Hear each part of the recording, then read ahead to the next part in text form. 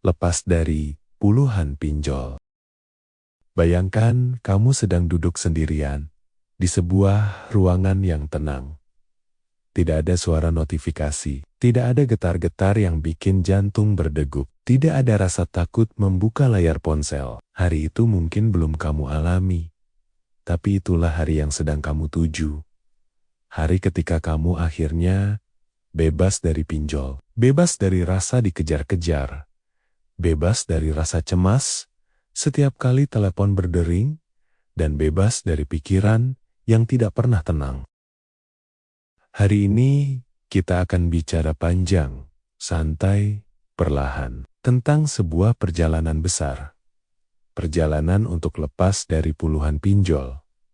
Perjalanan yang tidak mudah, tapi juga bukan mustahil. Perjalanan yang sudah ditempuh banyak orang, tapi tetap terasa berat ketika kamu yang menjalaninya.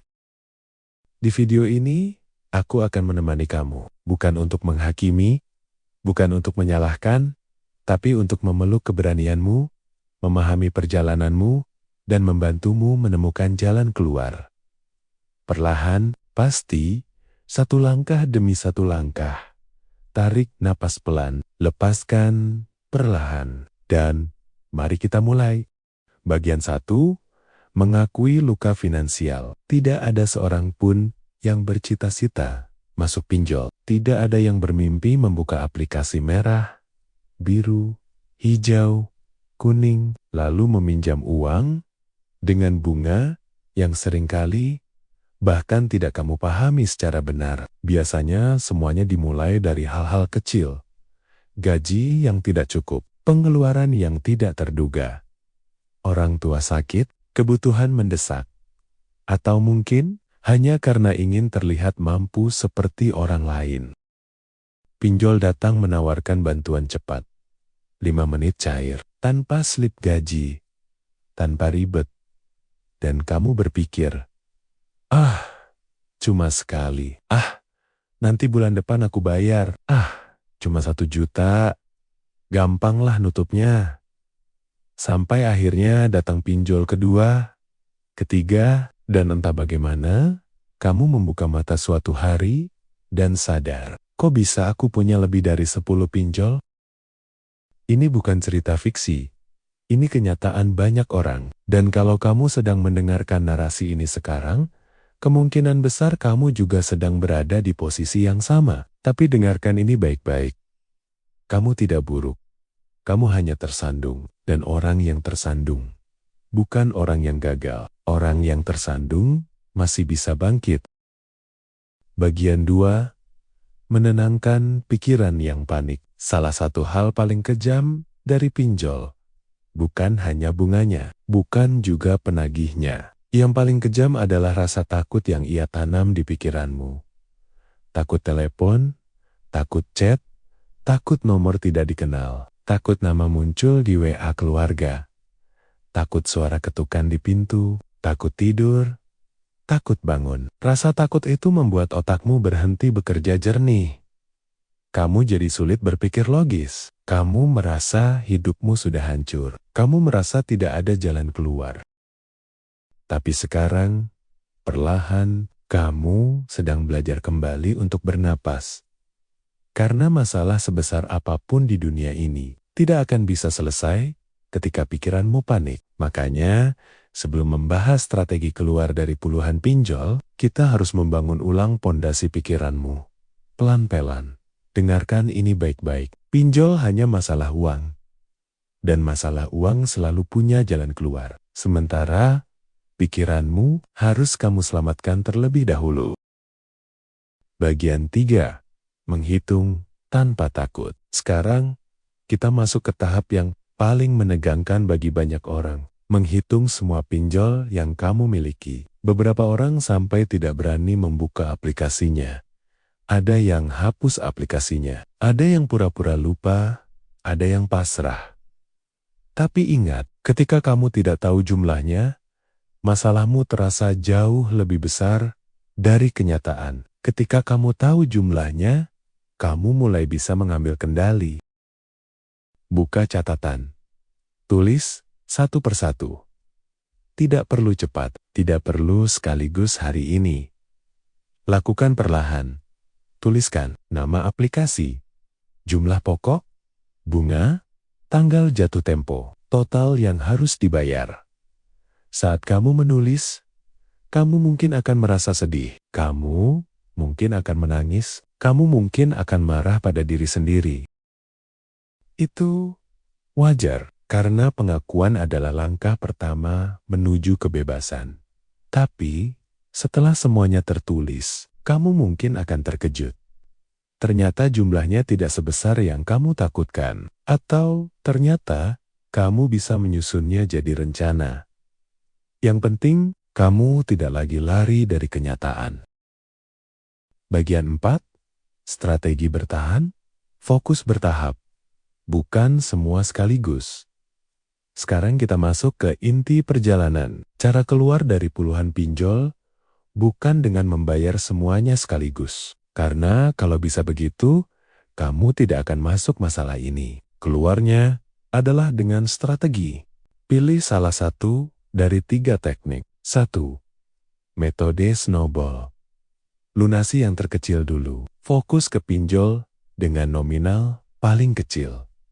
Kenapa? Karena setiap kali kamu melunasi 1, mental kamu naik. Kamu merasa berhasil, dan itu penting untuk mempertahankan semangatmu keluar. 2. Metode avalanche. Lunasi bunga tertinggi dulu. Fokus pada pinjol yang bunganya paling mencekik. Setiap berhasil menutup 1, beban bulananmu akan berkurang banyak. 3. Metode survival. Prioritaskan pinjol legal dulu. Kalau kamu punya pinjol ilegal dan legal, selesaikan legal dulu. Karena yang ilegal tidak bisa menagih dengan jalur hukum, apapun metodenya. Yang penting, fokus satu persatu. Jangan coba menyelamatkan semua sekaligus. Ini perjalanan panjang, dan langkah kecil yang konsisten lebih penting daripada langkah besar yang tidak bertahan. Bagian 5. Cara menghadapi penagih dengan aman. Banyak orang merasa hidupnya berakhir ketika mulai dihubungi penagih. Tapi tenang, ada cara aman untuk menghadapinya. 1. Jangan diangkat jika tidak siap. Tidak wajib angkat. Hukumnya tidak apa-apa. 2. Simpan bukti ancaman. Jika ada ancaman, fitnah, teror, simpan, itu berguna. Jika perlu lapor. 3. Jangan pernah transfer tanpa bukti resmi. 4. Jawab seperlunya. Jika ingin menjawab, maaf, saya sedang mengatur ulang keuangan saya. Saya butuh waktu. Saya tidak lari, tidak perlu panjang. Tidak perlu menjelaskan hidupmu. Ingat, penagih hanya manusia. Kamu tidak berhutang hormat. Kamu hanya berhutang uang, dan itu sedang kamu perjuangkan. Bagian 6.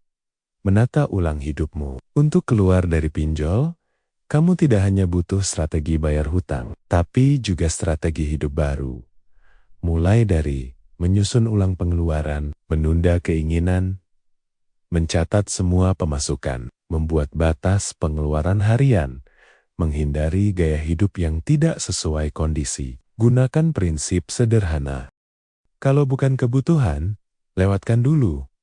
Ini bukan selamanya. Ini hanya sampai masalahmu selesai. Ketika kamu sedang menggali lubang, tugasmu bukan mencari tanah yang lebih halus, tapi berhenti menggali. Bagian 7.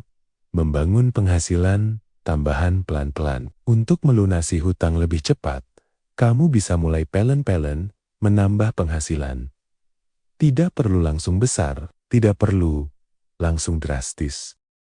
Cobalah, jual skill kecil, desain, edit video, caption, just tip, dagang makanan ringan, kerja freelance, ambil lemburan, jual barang yang tidak terpakai.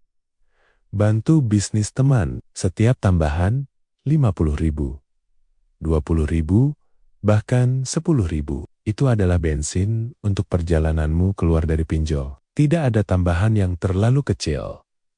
Yang kecil dikumpulkan, lama-lama, besar. Bagian 8, melatih diri untuk tidak masuk lubang yang sama. Keluar dari pinjol hanyalah setengah perjalanan. Setengah lainnya adalah memastikan kamu tidak kembali lagi. Maka kamu perlu membangun kebiasaan baru. Jangan pinjam untuk hal kecil. Jangan tergoda mudahnya uang cepat. Bangun dana darurat. Belajar keuangan dasar. Kendalikan keinginan, bukan dikendalikan keinginan. Pinjol bukan musuh. Kezaliman sistemnya mungkin bermasalah, tapi musuh terbesarmu adalah ketidaksiapan menghadapi keadaan, dan kamu sedang memperbaiki itu sekarang. Bagian 9, menerima bahwa perjalanan ini butuh waktu. Keluar dari puluhan pinjol tidak akan selesai dalam 1 minggu. Bahkan mungkin tidak dalam 1 bulan, mungkin butuh 6 bulan, mungkin 1 tahun, mungkin lebih.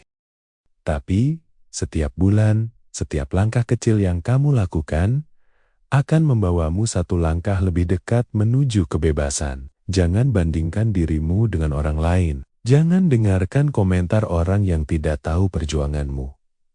Ini hidupmu. Ini perjalananmu. Ini langkahmu. Dan setiap langkah kecil tetap sebuah kemajuan. Bagian 10, pesan penutup. Kamu akan baik-baik saja. Jika kamu mendengarkan narasi ini, sampai sejauh ini, kamu sudah lebih kuat dari yang kamu kira. Kamu sedang memperbaiki hidupmu. Kamu sedang berjuang. Kamu sedang mengambil kembali kendali atas hidupmu. Dan itu luar biasa. Suatu hari nanti, kamu akan melihat ke belakang dan berkata, "Aku berhasil keluar, dan aku bangga pada diriku."